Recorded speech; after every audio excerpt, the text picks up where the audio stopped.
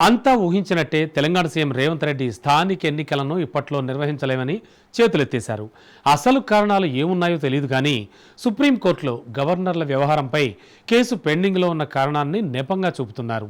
దీంతో స్థానిక సంస్థల ఎన్నికలను వాయిదా వేస్తున్నట్టుగా ఆయనపై ప్రతిపక్షాలు మండిపడుతున్నాయి.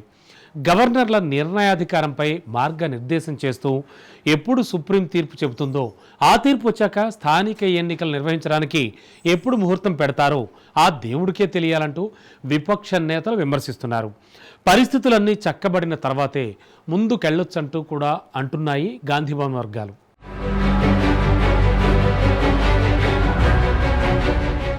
నెలాఖరులోగా స్థానిక ఎన్నికలను నిర్వహించి తీరాలని తెలంగాణ హైకోర్టు ఇచ్చిన ఆదేశాలను అమలు చేసే పరిస్థితి లేదని సీఎం రేవంత్ రెడ్డి క్లారిటీ ఇచ్చేశారు.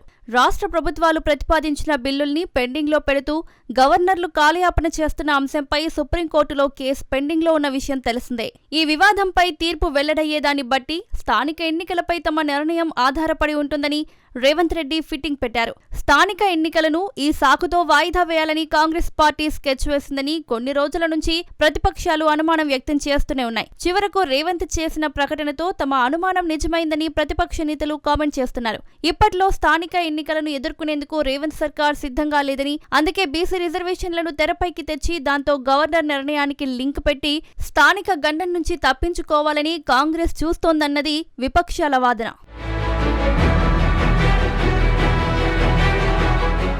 అధికార పక్ష వైఖరిపై ఎన్ని విమర్శలు వస్తున్నా రేవంత్ రెడ్డి మాత్రం స్థానిక ఎన్నికలను వాయిదా వేసేందుకే మొగ్గు చూపుతున్నారు. ప్రస్తుత పరిస్థితుల్లో ఎన్నికలకు వెళ్తే జిల్లా స్థాయిలో ప్రభుత్వానికి ప్రతికూల పవనాలు వీస్తున్నాయన్న అనుమానం సీఎంను వెంటాడుతోందన్నది హస్తం నేతల వాదన. దీనికి తోడు ఫిరాయింపు ఎమ్మెల్యేల వ్యవహారంపై త్వరలో స్పీకర్ తన నిర్ణయాన్ని ప్రకటించనున్నారు. ఇలాంటి పంచాయతీలన్నీ ఓ కొలిక్కి వచ్చాక పంచాయతీ ఎన్నికలను నిర్వహించడం మేలన్నది రేవంత్ ప్లాన్ అని కాంగ్రెస్ నేతలు చెబుతున్నారు. రాజకీయ కారణాలతో స్థానిక ఎన్నికలను వాయిదా వేయడం వల్ల రేవంత్ సర్కార్కు కొంతకాలం ఉపశమనం కలగవచ్చేమో కానీ స్థానిక ఎన్నికలు నిర్వహించకపోతే కేంద్రం నుంచి గ్రామ పంచాయతీలకు కేటాయించే నిధులకు గండిపడే ప్రమాదముందని విశ్లేషకులు అభిప్రాయపడుతున్నారు. హైకోర్టు కూడా ఇలాంటి కీలక అంశాలను పరిగణలోకి తీసుకుని గ్రామ పంచాయతీలను పటిష్టం చేసే ఉద్దేశంతోనూ అక్కడ అభివృద్ధికి నిధుల మంజూరుకు అవాంతరాలు కలగకూడదనే ఉద్దేశంతో సెప్టెంబర్ నెలాఖరులోగా స్థానిక ఎన్నికలు నిర్వహించాలని ఉత్తర్వులు జారీ చేసింది. హైకోర్టు ఆదేశాలతో రేవంత్ సర్కార్పై ఒత్తిడి పెరిగి షెడ్యూల్ ప్రకారం స్థానిక ఎన్నికలు నిర్వహిస్తారని మొదట్లో అందరూ భావించినా ఎప్పుడైతే బీసీ రిజర్వేషన్ల పెంపు వ్యవహారాన్ని తెరపైకి తెచ్చారో అప్పుడే ఈ ఎన్నికలను వాయిదా వేసేందుకు రంగం సిద్ధమైందని విపక్షాలు వాదించాయి. ఆ వాదనను చివరకు రేవంత్ బలపరిచారు.